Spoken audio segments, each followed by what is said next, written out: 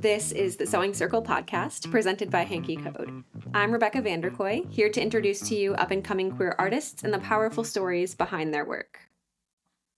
Joining me today, I have Justy, an exceptional artist who incorporates elements of jazz, hip-hop, and neo-soul into her music. She's currently working on her second album, Love with Benefits. Justy, thank you so much for joining me. Thank you so much for having me. I'm super excited to get into this discussion. I'm really excited to have you. So, you've been sharing your music on Spotify since 2018. And I'm Yes. curious, how long have you been writing and making music? Yeah, so I started technically writing since like junior high. So I've been writing for a very long time. But I started to seriously kind of pursue music in college. Um, and from there, it's just been everything in this journey to this point. So college is when I really started to get serious about it in terms of playing shows and networking with other artists and, you know, had all these different opportunities come my way. Yeah, that absolutely makes sense. And you also released your first album, Payment Benefits, in 2021. And Yeah, alongside that, you've also released, EPs, singles, various different projects. And I'm yeah. curious, is there a particular project that you're especially proud of? That is a great question. I think it is the debut album only because it took so long to make. I mean, I released Hmm. it in 2021, but I think it was an accumulation of time because before I released it, I was working on what would, I guess, be some sort of project, but then I got dumped, so that was just like a good sort of motivating factor to make something greater. And Yeah. I did. So I think that project it just like it holds a lot of sentiment and it's kind of reflective of a multi-year journey as opposed to just the 1 year that it dropped. So that's definitely my pride and joy. And it's like your first big thing, so it's always going to hold like a super extra meaning for you. No, that absolutely makes sense. So, with that album and with other projects, where do you draw your inspiration from for your work?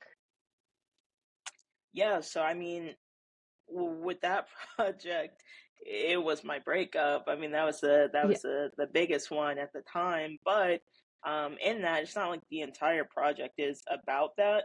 I draw from people around me. I draw from like my life experiences. I draw from my friends. I draw from anything around me, any lived experience. I think that life is like the best indicator or the best muse that you can have. And I think like people being around you, even if you can't relate directly to what they're going through, I think that writing about their experience from your perspective can also make a really good song, right?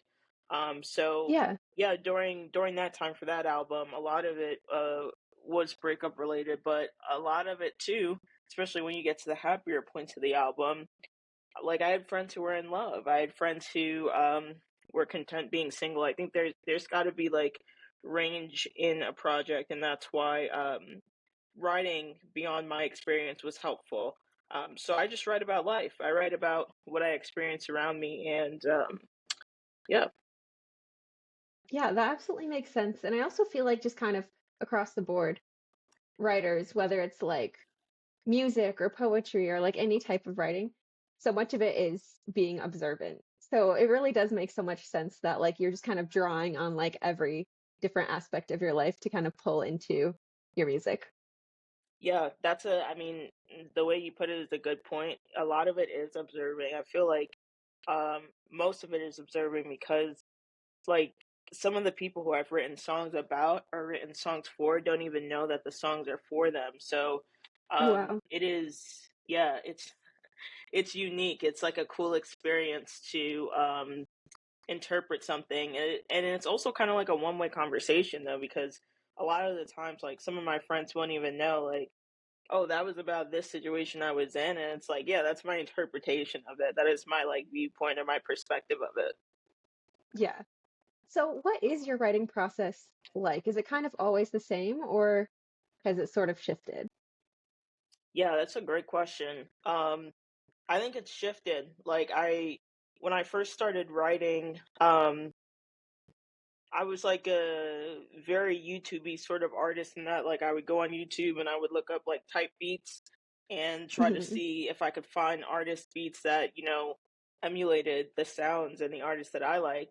Um, but I think my writing process became a lot more methodical the more that I wrote because I would sort of start like humming out a song and then I would bridge production to that and it would kind of be like a step by step. So I think when I started out, it was all about like finding things that sounded like other things that I like.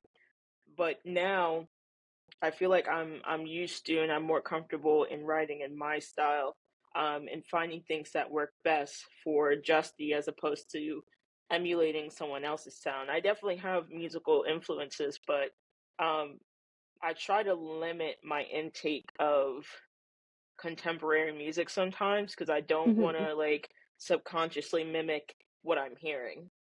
Right, like you really want to have your sound and your style that you're honing in on. Exactly. Yeah. So you did mention musical influences, so I have to ask, who are artists who you're especially inspired by? Yeah, I mean, I have a nice range, and I think I grew up on a nice range too. So like my music interest is very. I don't know. When I was in high school, I listened to a lot of Fall Out Boy, lots of Fall Out Boy, lots of I love it. yeah, yeah. I've got range, but like my most obvious musical influences are Anderson .Paak, Lauryn Hill, No Name. Um, Amy Winehouse, love Jay Dilla. Um, yeah, it's kind of like anyone who can really kind of invoke that blend of jazz and R&B, and Yeah, soul. Those would sort of be like my go-tos. absolutely. That makes Yeah, sense. So you're working on your second album, I and am. I'm curious, what can you tell us about that process so far? It's been a process. I think, these albums are cool in that it they're kind of like prequel and sequel, if you will. So, Okay. it's been years since I dropped my first album, and like if you go on my website justymusic.com, you'll see there's like a subheader that says a lot can happen in 4 years. So it's kind of me remarking on that the time that they met me, I was, I don't know, like in my early 20s when I uh released my first album, and then I feel like getting to your Hmm. mid and later 20s, you're kind of a completely different person in some ways. Yeah. So I think that the second project is going to show that, lyrically, sonically, content-wise, mature-wise. In some ways, I feel like my first album showcased a lot of these are the things that happened to me, whereas my Hmm. second album might be more revealing of I don't want you to think I'm perfect now. Like I've got my own sort of things that add on to the complexities of, these dynamics. So it'll be good. It's a good comparison. I think it's a good project for accountability, and it's good to showcase sort of like then versus now.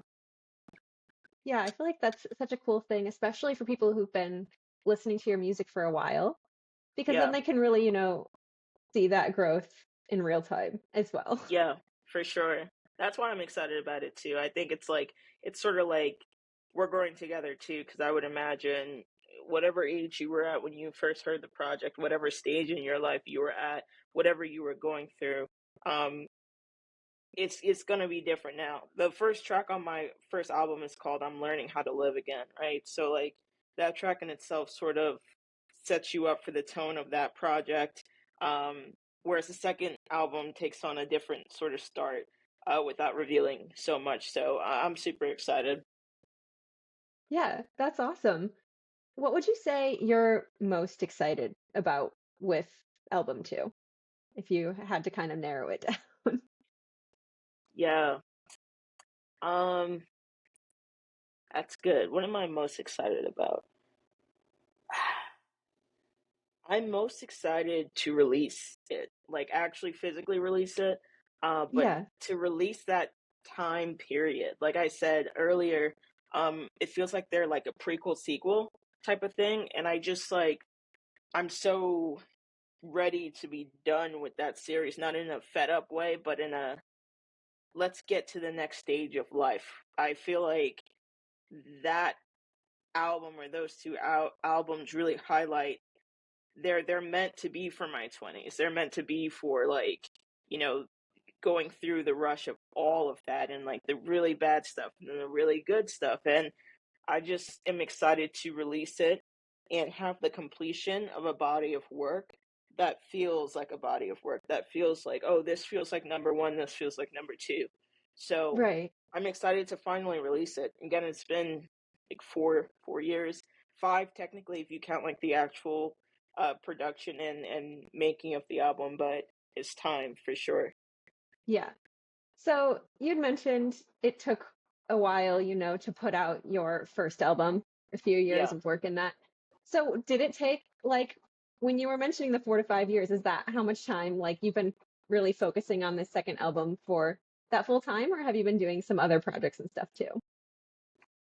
Yeah, I mean, I don't know. It was super weird because when I was making my album, first of all, like my first album had like an ungodly amount of songs on it before I met my manager. So for a little context, I met my manager on Clubhouse. I don't know if you're familiar with that app, but um it was super random.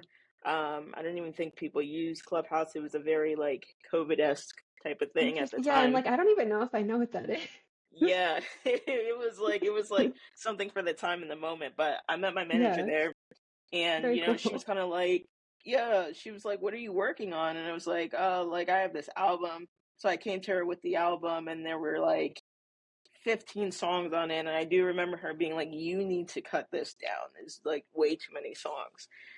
So after that and everything was sort of polished and fine-tuned and all that stuff, a lot of things just started to happen after I released it. A lot of people started to get into my music, and uh, then the TikTok came, and like I started to get popular on there. So I had a nice cushion amount of time where things were happening, so I didn't have to think about another project. It was kind of Right. like we can just ride this until whenever, and then the thing as artists that we have to be mindful of is when you put out one thing, people will play and play and play it, but they want more. So um, it was hard for me because it's really easy to write music when you're heartbroken and when you're like in a bad position. Like you write really good Right. songs, and then I'm like getting out of that. I'm like, okay, well, I'm fine now. So like, what do I write about?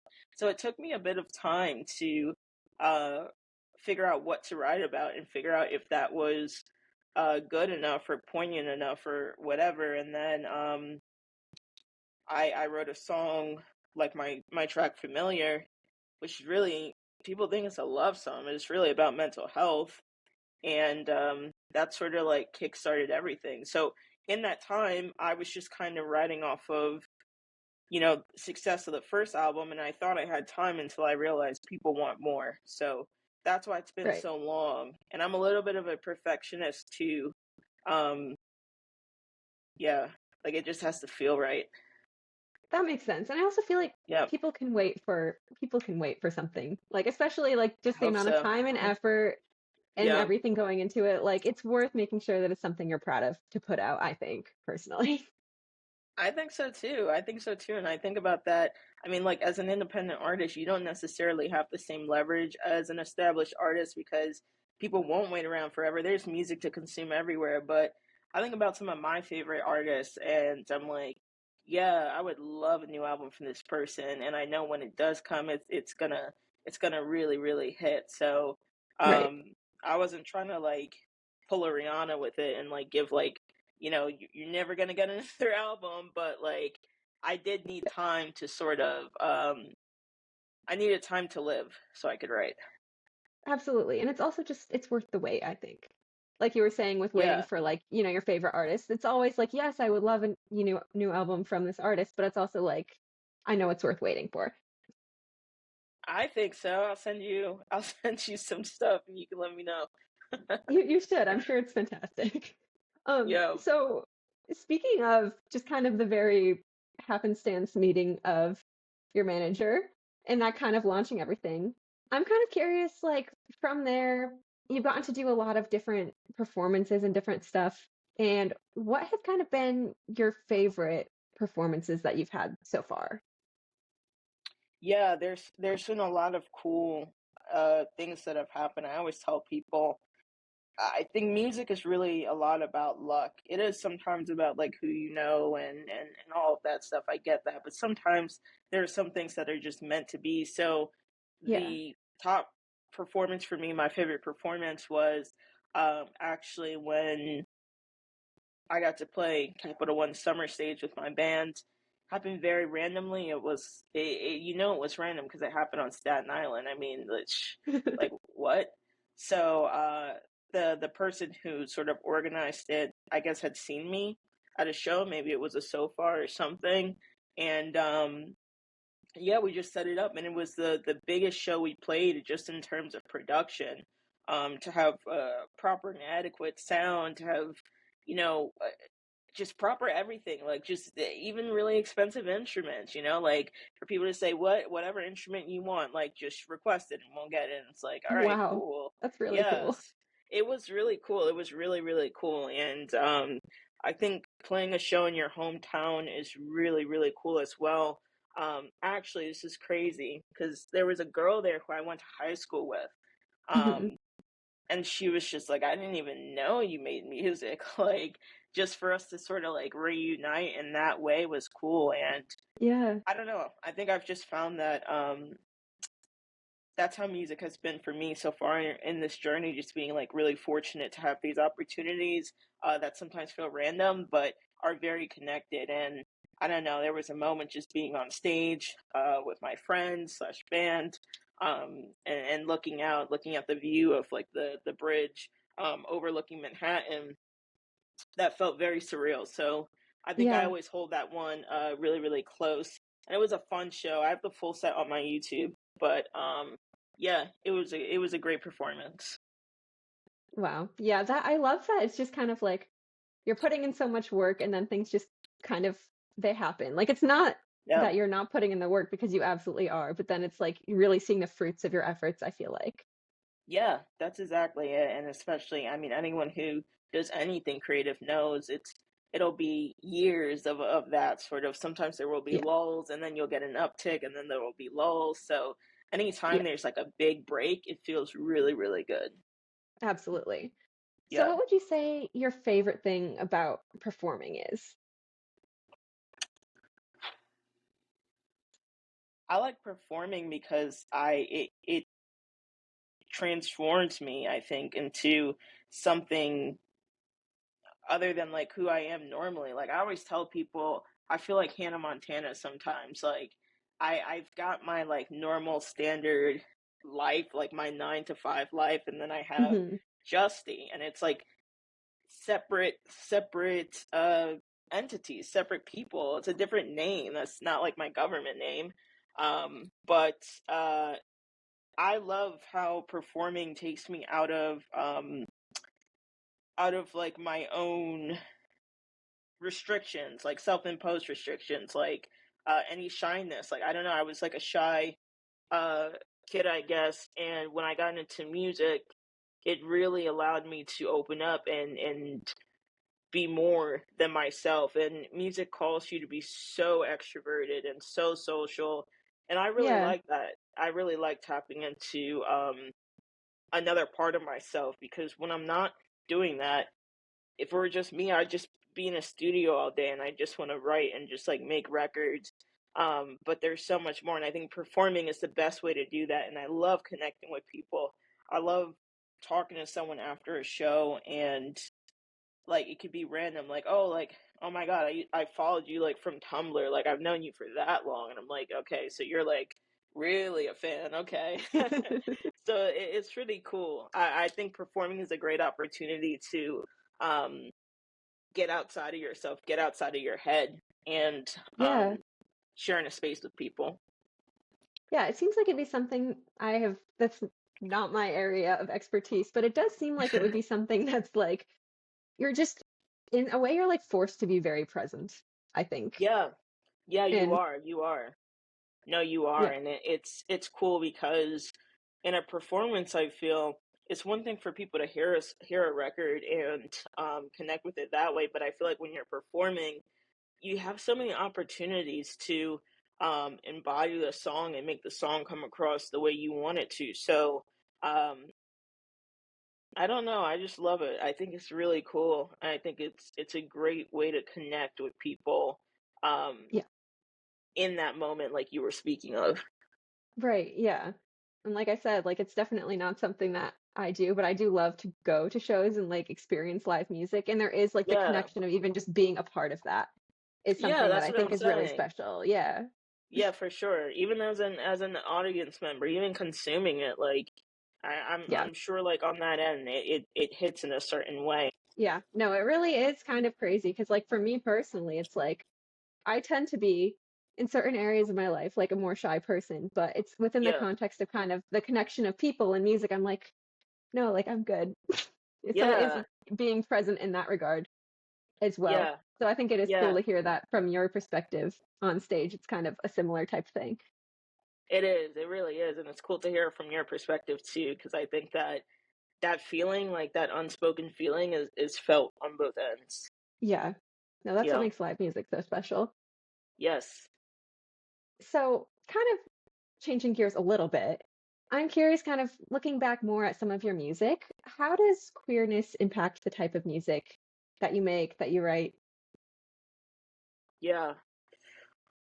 Oh, how does it not? You know, like I Yeah. think I think so much of my music is about representation, and that's Hmm. come a long way for me. Like when I first started writing, I kind of just be very neutral and ambiguous about everything.